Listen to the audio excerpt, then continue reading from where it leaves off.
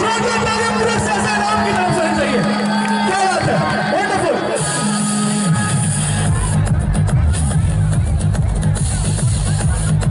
क्या बात है।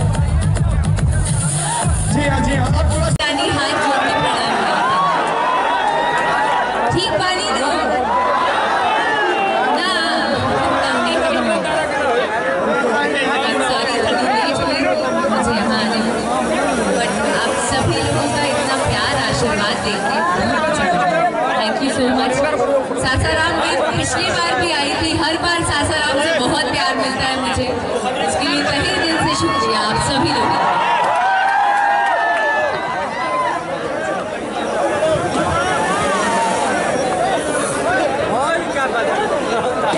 अच्छा, अभी आप सभी लोगों से गुजारिश है कि ये जो शो चल रहा है उसको चलने दें, हम वापस से स्टेज पे आएंगे और आप लोगों के लिए परफॉर्म करेंगे, चलेगा? तब तक शो शुरू करा दें, आप लोग शांत बैठेंगे ना? हाँ या ना?